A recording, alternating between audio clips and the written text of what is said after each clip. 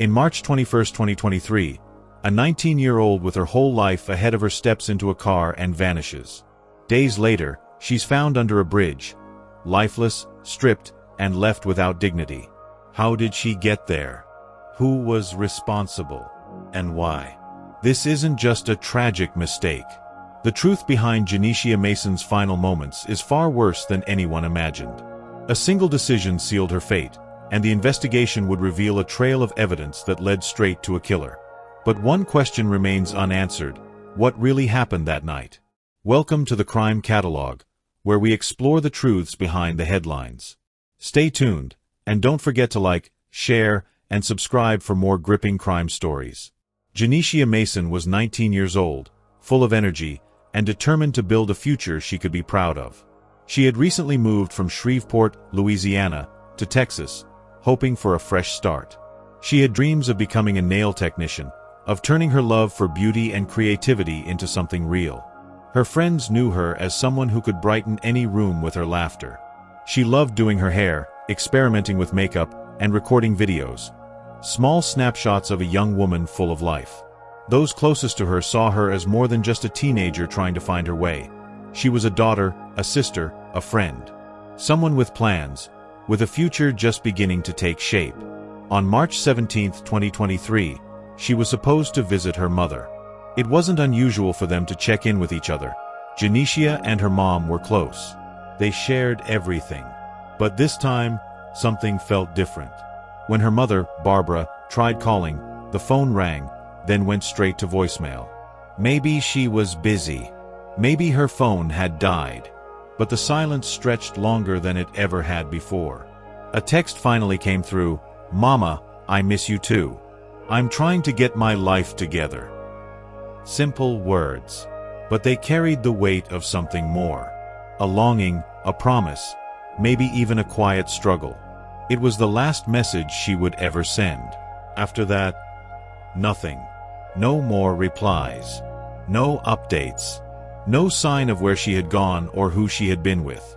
At first, Barbara waited, telling herself that Jania would call back, that there was some explanation.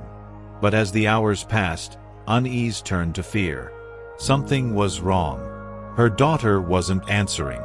And deep down, she knew, this wasn't just a missed call. Barbara Taylor knew her daughter's habits. Jania didn't just disappear. If she missed a call, she always returned it. If she was running late, she sent a text. But this time, there was nothing. She tried again, straight to voicemail. Another call, same result. A text: "Jania, where are you?" No reply. Hours passed. Messages went unread. Calls went unanswered. At first, she tried to reason with herself. Maybe Jania's phone had died. Maybe she was busy. Maybe she had fallen asleep at a friend's house. But as the hours stretched into the night, every excuse felt weaker. She checked social media. No posts, no updates. It was as if Jania had been erased from the world. Morning came, and the silence remained. That was when fear set in. This wasn't a misunderstanding. Something was wrong. Barbara started making calls, to friends, to relatives, to anyone who might have seen her daughter. No one had. No one knew where she was. Then came the first clue. A witness stepped forward, someone who had seen Jania the night she disappeared. She had been outside when a red Chevrolet Monte Carlo pulled up. The driver was a Hispanic man, someone the witness didn't recognize. Jania had hesitated for just a moment before stepping into the car. Then, the door closed. The car pulled away. That was the last time anyone saw her alive. Barbara's worst fear had just become real. Jania hadn't simply gone off on her own. She was with someone. Someone they didn't know. And she hadn't come back. Her daughter was missing. And somewhere out there, a stranger held the answer. The call came in just after sunrise. A man's voice, uneasy and uncertain. "There's a girl. She's not moving." The dispatcher pressed for details. The caller hesitated, then gave the location: an underpass in Fort Worth, along Precinct Line Road. Officers were on the scene within minutes. What they found was devastating. A young woman lay motionless, stripped of her clothing, her body exposed to the dirt and weeds. The first responders already knew this wasn't a case of someone passing out or suffering an accident. There was no sign of life.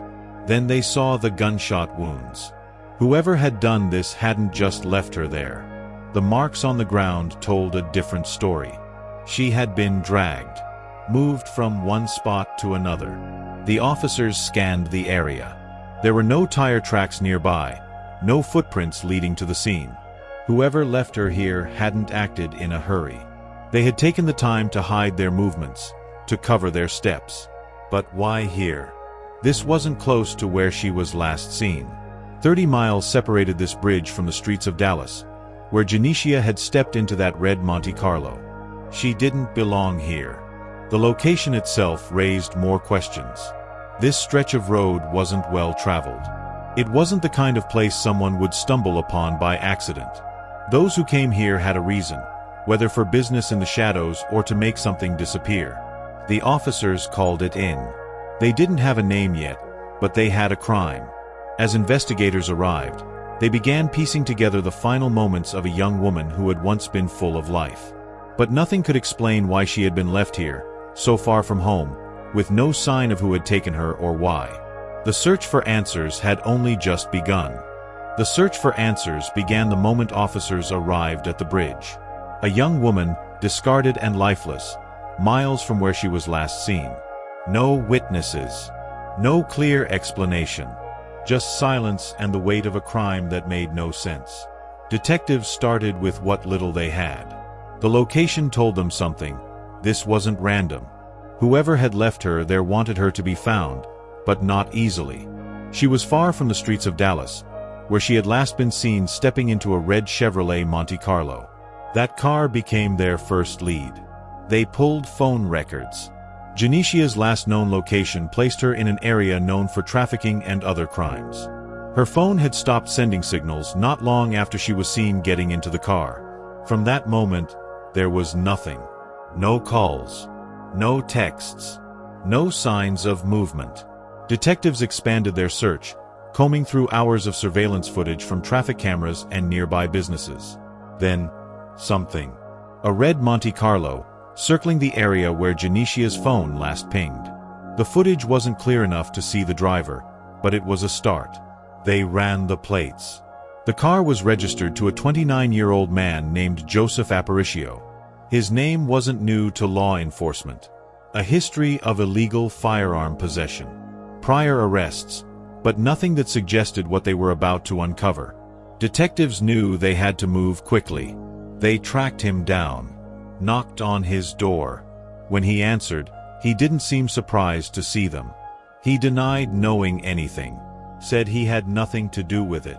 But something felt off. They got a warrant and searched his home. That's when the pieces started falling into place. In the bathroom, they found a set of clothes, women's clothes. They didn't belong to anyone living in the house. Forensic teams took samples, and the results confirmed what detectives had feared. The clothes belonged to Jania. They checked his car, the red Monte Carlo that had been seen circling the area. On the passenger seat, they found something more: blood. The DNA test left no doubt. It was hers. At that point, there were no more questions about whether Joseph Aparicio was involved. But there was one question no one could answer. Was this a random crime? Or had Jania been targeted? Investigators pushed for the truth, but Aparicio refused to talk. No explanation. No remorse. Just silence. But the evidence was enough. He was arrested, charged with murder, and taken into custody. Still, something about the case didn't sit right. Why had Jania gotten into his car that night? Had they met before? Was this planned, or was it something that escalated out of control? Those answers would never come from Aparicio. And without them, the true reason behind Jania's final moments remained just out of reach. Speech balloon, what do you think? Was this a robbery gone wrong, or something much deeper? Let us know in the comments. The evidence against Joseph Aparicio was overwhelming. But when investigators sat him down in the interrogation room, he didn't offer excuses. He didn't ask for a lawyer. He didn't deny anything. He simply refused to speak. No confession. No explanation. Nothing. But inside his home, the truth was waiting. Forensic teams moved in, searching every corner, every surface. They needed proof, something that would connect him to Jania Mason in a way he couldn't deny. They didn't have to look far. In his bathroom, tucked away where no one was meant to find it, they discovered women's clothing. It didn't belong to anyone in the household. It wasn't a random item left behind. When tested, the fibers carried traces of DNA, Jania's. Then came the final, undeniable piece of evidence. The red Chevrolet Monte Carlo, the last place she was seen alive, held something no cleaning could erase. In the passenger seat, forensic teams found blood. Not a trace, not a drop. Enough to confirm what investigators already knew. Jania Mason had been inside that car, and she had been bleeding. Aparicio was arrested that night, charged with murder, taken into custody. But he remained silent, offering nothing to explain what had happened in those final moments. Investigators could piece together some of the story. Jania had entered his car, maybe willingly, maybe not. At some point, something had gone wrong. She had been hurt. She had bled inside that vehicle. And then, nearly a week later, her body had been found 30 miles away. But the most important question remained unanswered. Why? The evidence could tell them where, when, and how. But it couldn't tell them what led to that moment. What turned a ride in a car into a violent crime? What happened between the time Jania sent her last message and the moment her body was found under a bridge? Aparicio never said. The evidence left no room for doubt. Jania Mason had been inside Joseph Aparicio's car. She had bled on the passenger seat. Her clothes were hidden in his bathroom. But the man at the center of it all refused to explain. Interrogators pressed him, giving him every opportunity to speak, to deny, to confess, to give even the smallest reason for why she was dead. He sat in silence. No remorse. No anger. No panic. Just silence. Detectives didn't need his words to move forward. The forensic results were enough. The DNA match in his car, the surveillance footage of his Monte Carlo circling the area where Jania was last seen. With mounting evidence against him, he was charged with Jania's murder. The trial was set, and her family prepared to face the man accused of taking her life. For them, this was more than a case. It was their daughter, their sister, their friend. They wanted justice. But more than anything, they wanted answers. That was something they would never get. From the moment he was arrested to the moment the judge delivered his sentence, Joseph Aparicio never spoke about why he did it. He never tried to defend himself, never apologized, never gave a reason. It was as if Jania's life meant nothing to him. As if her family's pain didn't exist. On February 7, 2025, he was sentenced to life in prison. There would be no parole. No second chance. The doors of a maximum security facility would close behind him, and he would never walk free again. For some, that was enough. A dangerous man was off the streets. He would never hurt another person. The system had done its job. But for Jania's mother, the punishment wasn't the same as understanding. She had spent months searching, hoping for news that her daughter was alive. She had held on to the last text message Jania ever sent, replaying those final words over and over. She had imagined all the possibilities, the ways things could have turned out differently. Now she had an answer, but not the one she wanted. Jania was gone. The man responsible was in prison. But the question that haunted her from the moment her daughter went missing would never be answered. Why? Why did Jania get into that car? Did she know Aparicio? Was she scared? Did she try to run? And the question that mattered most, what made him do it? Aparicio would take that answer with him. And for the Mason family, that silence would never fade.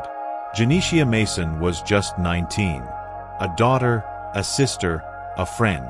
She had dreams, plans, and a future waiting for her. But one decision, A single car ride changed everything. She didn't know that stepping into that red Monte Carlo would be the last choice she ever made.